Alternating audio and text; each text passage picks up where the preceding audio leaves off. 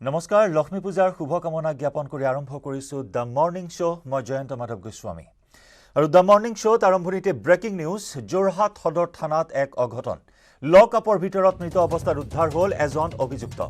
Mobile চুৰিৰ অভিযোগত গ্ৰেপ্তাৰ কৰা হৈছিল সাবিৰ আনসাৰী নামৰ যুৱকজনক লকআপৰ ভিতৰৰ শৌচাগাৰত চিপ লৈ উলমি থকা অৱস্থাত উদ্ধাৰ কৰা হয় যুৱকজনৰ মৃতদেহ নিশা উচ্চপদস্থ আৰক্ষী উপস্থিত হৈ তদন্ত আৰম্ভ কৰে ঘটনাত দণ্ডাধীশ পৰ্যায়ৰ তদন্তৰ ঘোষণা কৰা হৈছে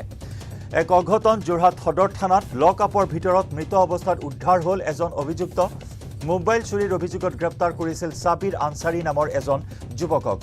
লকআপৰ ভিতৰৰ শৌচাগাৰত চিপ লৈ থকা অৱস্থাত উলমি থকা অৱস্থাত উদ্ধাৰ কৰা হয় যুৱকজনৰ মৃতদেহ নিশা উচ্চপদস্থ আৰক্ষী ঘটনাস্থলীত উপস্থিত হৈ তদন্ত আৰম্ভ কৰে আৰু এই ঘটনাৰ দণ্ডাধীশ পৰ্যায়ৰ তদন্ত ঘোষণা কৰা হৈছে এই ঘটনাক লৈ তীব্ৰ চাঞ্চল্য বিৰাজ কৰিছে যোৰহাটত সদৰ থানাৰ ভিতৰতে লকআপৰ ভিতৰতে মৃত অৱস্থাত উদ্ধাৰ হ'ল এজন অভিযুক্ত এই অভিযুক্তজনৰ বিৰুদ্ধে অভিযোগ আছিল মোবাইল চুৰিৰ অভিযোগত সদৰ থানালৈ অনা হৈছিল যুৱকজনক কিন্তু অতি ৰহস্যজনকভাৱে লকআপৰ ভিতৰৰ শৌচাগাৰত চিপ লৈ থকা অৱস্থাত উদ্ধাৰ হয় যুৱকজনৰ মৃতদেহ আৰু এই সমগ্ৰ ঘটনাৰ দণ্ডাধীশ পৰ্যায়ৰ তদন্তৰ ইতিমধ্যে ঘোষণা কৰা হৈছে নিশাই উচ্চপদস্থ আৰক্ষী ঘটনাস্থলীত অৰ্থাৎ সদৰ থানাত উপস্থিত হৈ তদন্ত আৰম্ভ কৰিছে এই ঘটনাক কেন্দ্ৰ কৰি তীব্ৰ চাঞ্চল্য বিৰাজ কৰিছে যোৰহাটত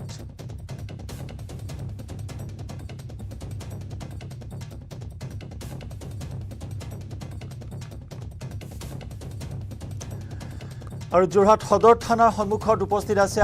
আমাৰ সাংবাদিক গৌতম বৰা যোৰহাটৰ সাংবাদিক গৌতম বৰাৰ সৈতে সংযুক্ত হৈছে এই মুহূৰ্তত গৌতম অতি চাঞ্চল্যকৰ খবৰ সদৰ থানাৰ লকআপৰ ভিতৰত এজন অভিযুক্তৰ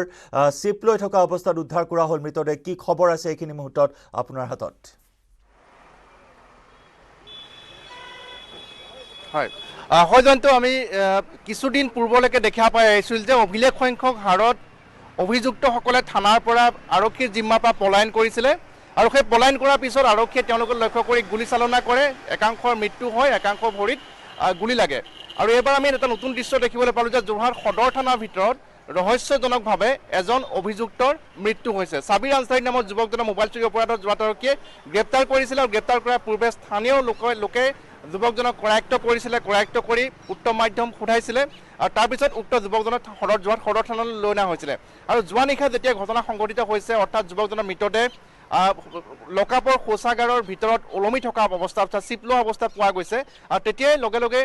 যোৰহাটৰ আৰক্ষী অধীক্ষক অতিৰিক্ত আৰক্ষী অধীক্ষক আহি সমগ্ৰ ঘটনাৰ তদন্ত কৰে সমগ্ৰ ঘটনাৰ ভিডিঅ'গ্ৰাফী কৰে আৰু যিহেতু সদৰ থানাৰ ভিতৰত CCTV আছে গতিকে সমগ্ৰ মৃতদেহ সেই সময়তে ইনকুইজ কৰা হয় দণ্ডাধীশ উপস্থিত হৈ সকলোখিনি চাই আৰু প্ৰথম অৱস্থাত বৰ্তমানলৈকে এইটো এটা আত্মহত্যাৰ ঘটনা বুলি আৰক্ষীয়ে আমাক ভাষ্য প্ৰদান কৰিছে আৰু লকআপৰ ভিতৰত যিটো শৌচাগাৰ আছিলে সেই শৌচাগাৰ চাফা কৰা পৰিষ্কাৰ কৰা যিটো বাঢ়নি থাকে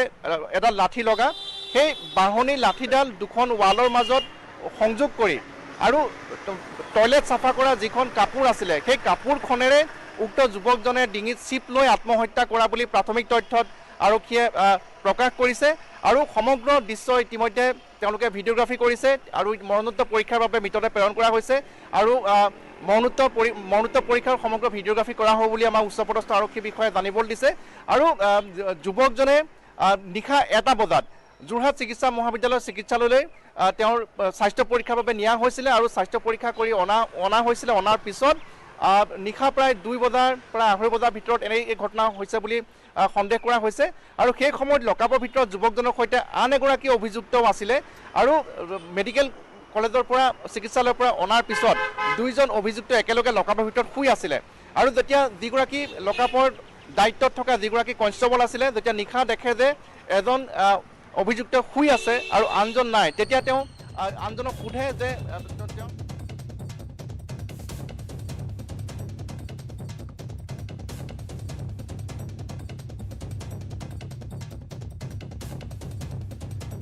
আৰু সেয়া যোৰহাটৰ পৰা আমাৰ সাংবাদিক গৌতম বৰা এই লকআপৰ ভিতৰত সাবিৰ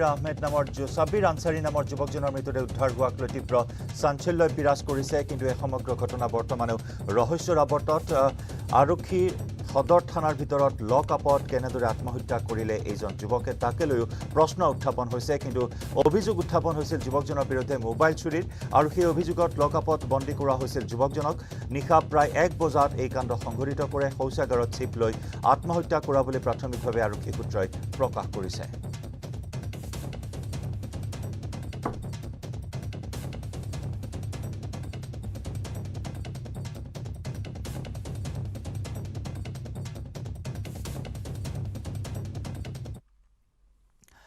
এই খণ্ডত আমি পৰৱৰ্তী সময়ত অধিক খবৰ আগবঢ়াম আহিছো নিৰ্বাচনৰ খবৰলৈ উপনিৰ্বাচন অহা 30 অক্টোবৰত অনুষ্ঠিত হ'ব আৰু এতিয়া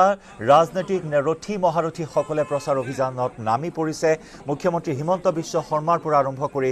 ৰথী মহাৰথী সকলে নিৰ্বাচনী প্ৰচাৰ অভিযান এই মুহূৰ্তত তুংগত তুলিছে অহা 30 অক্টোবৰত উপনিৰ্বাচন অনুষ্ঠিত হ'বলগীয়া ৰাজ্যৰ 5টা বিধানসভা সমষ্টিৰ ভিতৰত মৰিয়নি সমষ্টি অন্যতম এটা গুৰুত্বপূৰ্ণ সমষ্টি উপনিৰ্বাচনৰ দিন চমু চাপি অহাৰ লগে লগে প্ৰতিটো ৰাজনৈতিক দলেই ৰাইজৰ মাজত নিৰ্বাচনী প্ৰচাৰ অভিযান তীব্ৰতৰ কৰি তুলিছে কিন্তু গ্ৰামাঞ্চলৰ ৰাইজে কি বিচাৰে সমষ্টি উন্নয়নত কিমান সফল হ'ল 4বাৰৰ বিধায়ক ৰূপজ্যোতি কুৰ্মী মৰিয়নিৰ মূল সমস্যাসমূহ কি পুনৰ নিৰ্বাচিত কৰিবনে ৰাইজে ৰূপজ্যোতি কুৰ্মী পুনৰ নিৰ্বাচিত হ'বনে নহয় এই প্ৰশ্ন এই মুহূৰ্তত কাৰণ 4বাৰকৈ একেৰাহে 4বাৰকৈ মৰিয়নি সমষ্টিক প্ৰতিনিধিত্ব কৰিছে ৰূপজ্যোতি কুৰ্মীয়ে কিন্তু 4বাৰকৈ ৰূপজ্যোতি কুৰ্মীয়ে জনপ্ৰতিনিধি হিচাপে সমষ্টিবাসীৰ সমস্যাসমূহ পূৰণ কৰাত সফল হৈছে নে নাই এই খণ্ডত প্ৰতিক্ৰিয়া প্ৰকাশ কৰিছে ৰাইজে আৰু তাৰ সমান্তৰালকৈ অখিল গগৈয়ে নিৰ্বাচনী প্ৰচাৰ অভিযান চলাইছে আৰু বৰ্তমান যথেষ্ট গৰম হৈছে মৰিয়নিৰ নিৰ্বাচনী বতাহ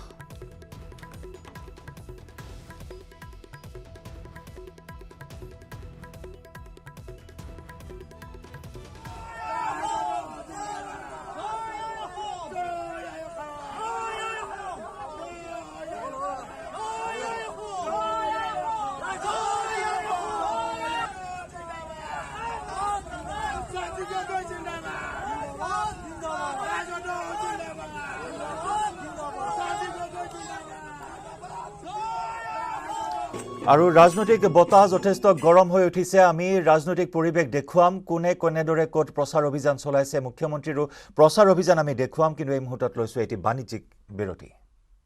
মই ব্যৱহাৰ কৰো আটাইতকৈ সবল আৰু সতেজ সিমেন্ট সূৰ্য সিমেন্ট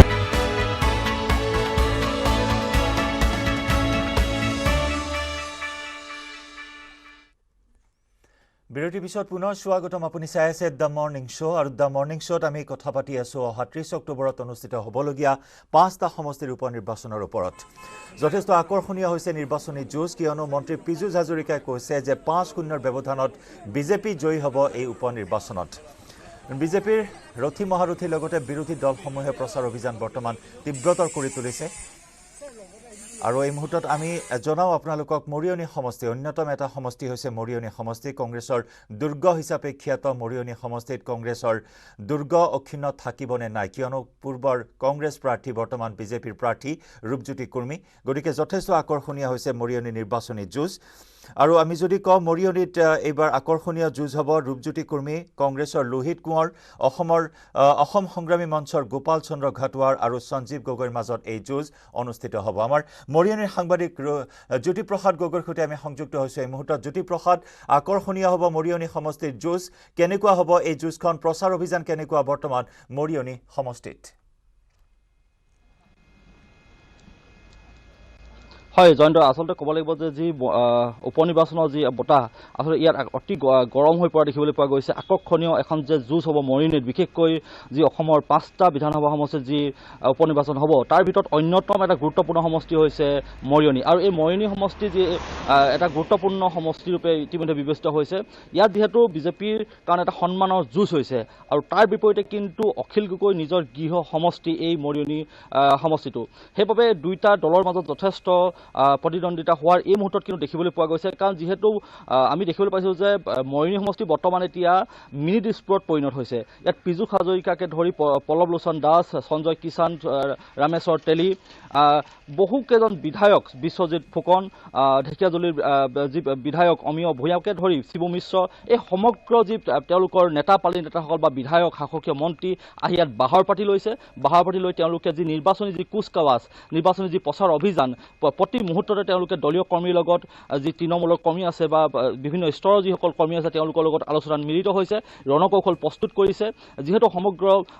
শাসকীয় দলৰ নেতা পালি নেতাই উবুৰি খাই পৰিছে আৰু তাৰ বিপৰীতে কিন্তু এটা কথা মই এইখিনিতে উল্লেখ কৰি থওঁ যিহেতু কংগ্ৰেছৰ এটা সময়ত দুৰ্গ আছিলে এই মৰিনী সমষ্টি ৰূপজ্যোতি কুৰ্মীৰ নিজা যথেষ্ট পকেট ভোট আছিলে ইয়াত আৰু ৰূপজ্যোতি কুৰ্মী এটা ভেটি আছিলে এই মৰিনী সমষ্টিত কিন্তু যেতিয়া ৰূপজ্যোতি কুৰ্মী বিজেপি গমন হ'ল তাৰ লগে লগে আচলতে ইয়াত প্ৰায় কংগ্ৰেছ শূন্য হোৱা বুলি ক'ব পাৰি এই মুহূৰ্তত কাৰণ কংগ্ৰেছৰ কোনো ইয়াত এতিয়া নেতা নাই এই মুহূৰ্তত অতি নিশ্চেষ প্ৰচাৰ দেখিবলৈ পোৱা গৈছে যি লোহিত কোঁৱৰৰ প্ৰচাৰ অভিযানত এতিয়ালৈকে এখনো তেনেকুৱা সভা তেওঁলোকে অনুষ্ঠিত কৰা নাই তেওঁলোকৰ প্ৰচাৰ অভিযানো খুব লেহেমীয়া হোৱা দেখিবলৈ পোৱা গৈছে কিন্তু তাৰ বিপৰীতে কিন্তু ৰাইজৰ দলে ইয়াত এটা গুৰুত্বপূৰ্ণ ভূমিকা লৈছে তেওঁলোকে যি কংগ্ৰেছৰ যি আগৰ পূৰ্বৰ ভেটি আছিলে গ্ৰাম্যাঞ্চলত তেওঁলোকে নিজৰ যি ভেটি তেওঁলোকে কিন্তু সবল কৰাত সক্ষম হৈছে গাঁৱে গাঁৱে চুবুৰীয়ে চুবুৰীয়ে তেওঁলোকৰ প্ৰাৰ্থী সঞ্জীৱ গগৈ সোমাই পৰিছে আৰু ঠিক সেইদৰে যিহেতু যি 15 বছৰীয়া যি ৰূপজ্যোতি কুৰ্মী যি শাসন যিহেতু এটা পৰিয়ালৰ অধীনত থকা বুলি তেওঁলোকে অভিযোগ উত্থাপন কৰিছে যে 30 বছৰে কংগ্ৰেছৰ অধীনত আছে ৰূপম কুৰ্মীৰ পিছত মাতৃ ৰূপম কুৰ্মীৰ পিছত ৰূপজ্যোতি কুৰ্মী বিধায়ক 15 বছৰৰ বিধায়ক আৰু সেই সমগ্ৰ যি 30 বছৰীয়া কাৰ্যকালত 15 বছৰীয়া যি ৰূপজ্যোতি কাৰ্যকালত আচলতে ব্যৰ্থ উন্নয়ন নোৱাৰ স্তব্ধ হৈ পৰাৰ যি অভিযোগ আছে সেই ইছ্যুটোক লৈ পিনি আচলতে সেই ইছ্যুটোক লৈ পিনি ৰাইজৰ দলে ৰাইজৰ মাজত সোমাই পৰা দেখিবলৈ গৈছে আৰু চেণ্টিমেণ্ট এটা ক্ৰিয়েট হৈছে জাতীয় চেণ্টিমেণ্ট এটাও ইয়াত ক্ৰিয়েট হোৱা আমি দেখিবলৈ পাইছোঁ যিহেতু এটা কথা ক'ব লাগিব যে পূৰ্ব যিসমূহ আমি ভোটৰ যদি চাওঁ তেতিয়াহ'লে গ্ৰাম্যাঞ্চলৰ ভোটৰ কিন্তু ব্যৱধান যদি দেখিবলৈ পোৱা যায় ৰূপজ্যোতি কুৰ্মী কিন্তু সেই ক্ষেত্ৰত আগবাঢ়ি আছিল গ্ৰাম্যাঞ্চলৰ ভোট যথেষ্ট পৰিমাণে ৰূপজ্যোতিয়ে পূৰ্বে লাভ কৰিছিলে হয় জয়ন্ত নিশ্চয় জ্যোতিপ্ৰসাদ যদি চোৱা হয় 2021 চনৰ যি বিধানসভা নিৰ্বাচন অনুষ্ঠিত হ'ল সেই বিধানসভা নিৰ্বাচনত বিজেপিক পৰাভূত কৰাৰ স্বাৰ্থতে অখিল গগৈয়ে প্ৰাৰ্থিত্ব প্ৰত্যাহাৰ কৰিছিল মৰিয়নি সমষ্টিৰ পৰা আৰু যাৰ পৰিপ্ৰেক্ষিতত কংগ্ৰেছৰ প্ৰাৰ্থী ৰূপজ্যোতি কুৰ্মীয়ে বিজয় সাব্যস্ত কৰিবলৈ সক্ষম হ'ল কিন্তু এইবাৰ যদি ছবিখন চোৱা হয় একালৰ সতীৰ্থ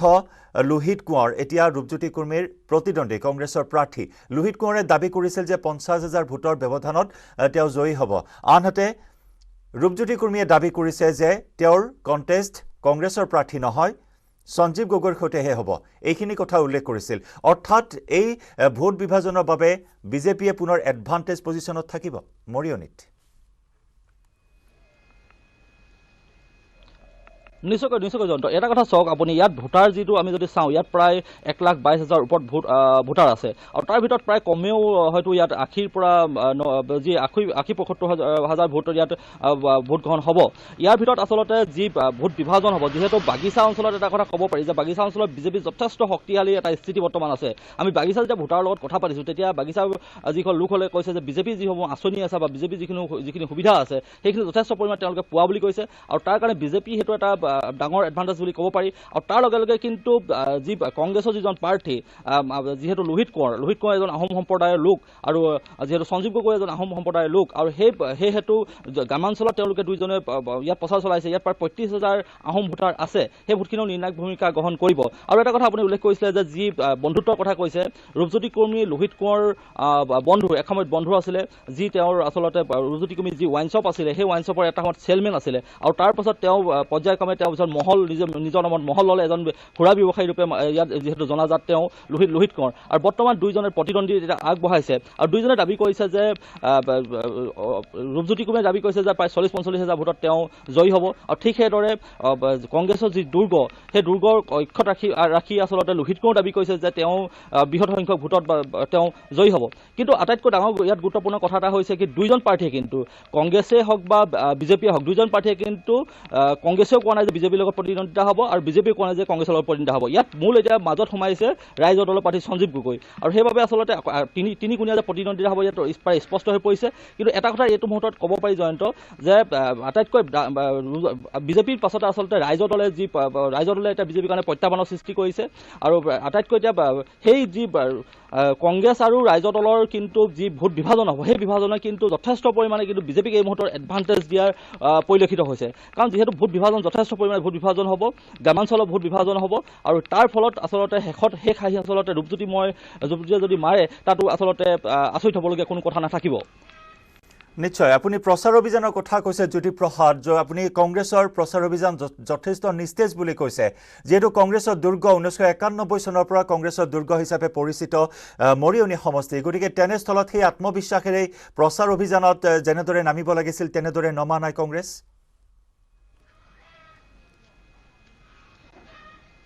নিশ্চয়কৈ এটা কথা চাওক, যেতিয়া ইয়াত ৰূপজ্যোতি কুৰ্মী নেতা আছিলে, ৰূপজ্যোতি কুৰ্মী বিধায়ক আছিলে, তেতিয়া আচলতে ওৱান মেন আৰ্মিৰ দৰে তেওঁ ইয়াত কাম কৰিছিলে। যে ৰূপজ্যোতি কুৰ্মীৰ লগত আচলতে তেওঁ নিজে কোনো ধৰণৰ তেনেকুৱা পালি নেতা ৰখা নাছিলে। বা আৰু এটা কথা এইখিনি উল্লেখ কৰি থওঁ যে ৰূপজ্যোতিয়ে যেতিয়া ইয়াত দেখে যে তেওঁৰ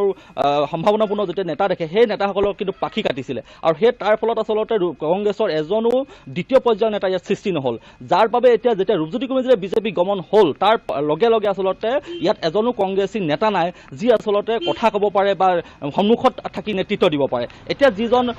লোহিত কোঁৱৰ আছে সেই লোহিত কোঁৱৰ হৈছে একালৰ ৰূপজ্যোতিৰ সতীৰ্থ আৰু তেওঁ ইতিমধ্যে ৰাজনীতি প্ৰায় ত্যাগ কৰাৰ দৰে হৈছিলে আৰু তেওঁক ইতিমধ্যে কংগ্ৰেছে আচলতে তেওঁক হেঁচা দি বা হায়াৰ কৰি আনি পিনি তেওঁক আচলতে মৰিয়নি সমষ্টিত জাপি দিয়াৰ দৰে এক অৱস্থাৰ সৃষ্টি হৈছে। তেওঁক লোহিত কোঁৱৰক লৈ পিনি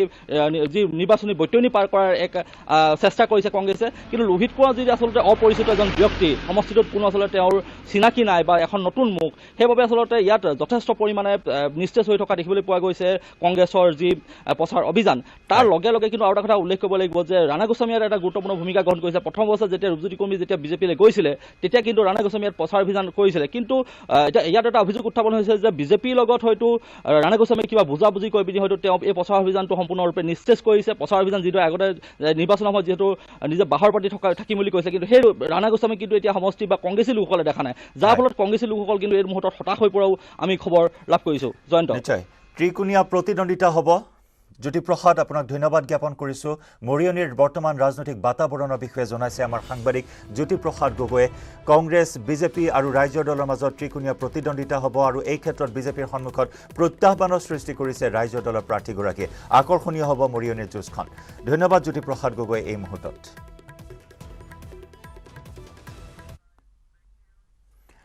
আৰু সেয়া আছিল মৰিয়নিৰ খবৰ। আমি ভৱানীপুৰৰো কিছু খবৰ জনাম, কিন্তু তাৰ পূৰ্বে দ্য মৰ্ণিং শ্ব'ত লৈছোঁ এটি বাণিজ্যিক বিৰতি।